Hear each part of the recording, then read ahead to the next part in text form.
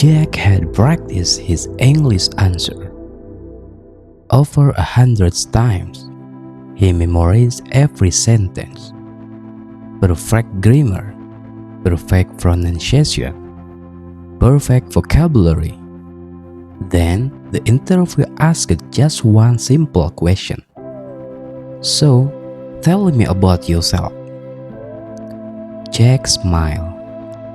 He gave the answer exactly as he had practiced. When he finished, the interviewer politely smiled back. Thank you. The interview ended 10 minutes later. Jack never got the job, not because his English was bad, but because he answered the question without connecting to the person asking it. And that the mistake millions of English learners make every single day. When we learn English, most of us focus on words. We download vocabulary apps, watch grammar videos, practice pronunciation, but almost nobody teaches us how conversation actually work. Because conversations aren't just about speaking. They are about making another person feel comfortable listening to you. And once you understand that, everything's changed. Imagine you're sitting inside a Starbucks. You hear the conversation. And the first table, one person keeps talking. Long answer, perfect grammar, interesting fact. But the other person keeps checking their phone.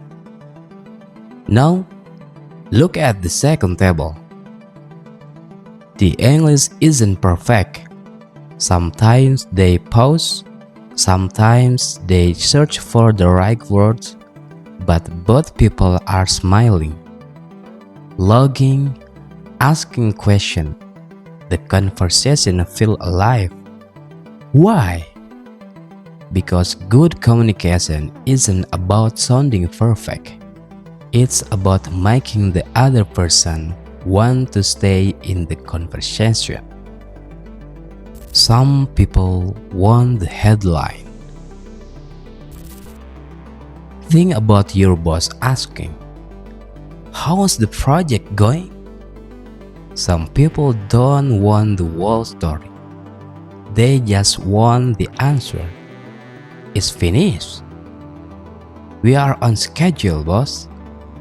We need one more day. That's enough. If they want more, they'll ask. Some people need the details. Now, imagine you're talking to your professor or your manager. They might ask, "What caused the problem? What have you tired? What happened next?" For these people, detail builds confidence. Some people remember feelings.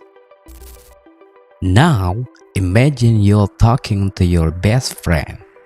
Instead of saying, "I want to New York," try saying, "You won't believe what happened in Times Square." Now, there's curious.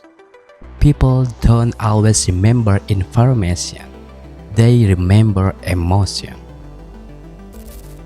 Some people just want to feel seen.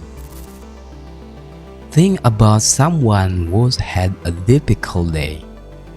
Maybe a coworker, maybe your roommate, maybe your mom. They don't always need advice. Sometimes they just need someone to ask, "Are you okay?" And then actually listen. Sometimes the most powerful conversation starts when you stop talking.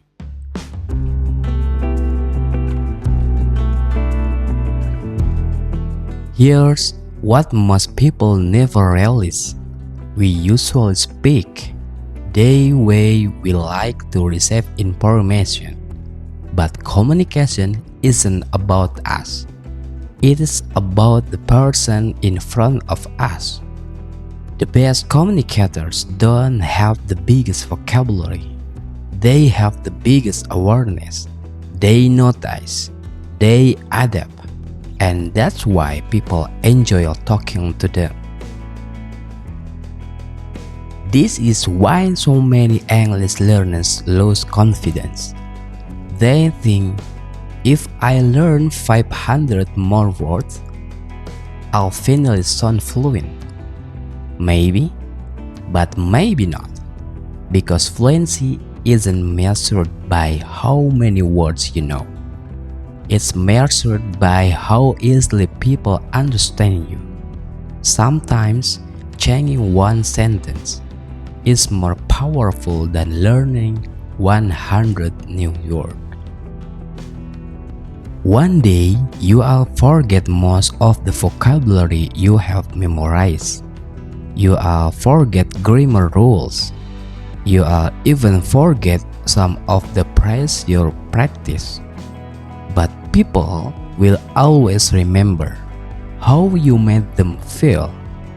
They will remember whether you listened, whether you cared, whether they felt respected, because the best conversations aren't the one where you sound the smartest.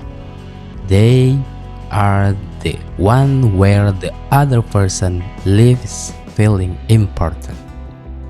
So, don't spend your life trying to impress people with your English.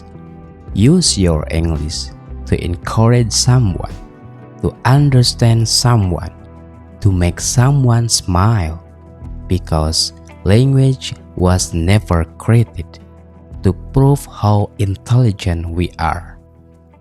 It was created to remind us that no matter where we come from, we all want the same thing: to be heard, to be understood, and to know that someone truly listened.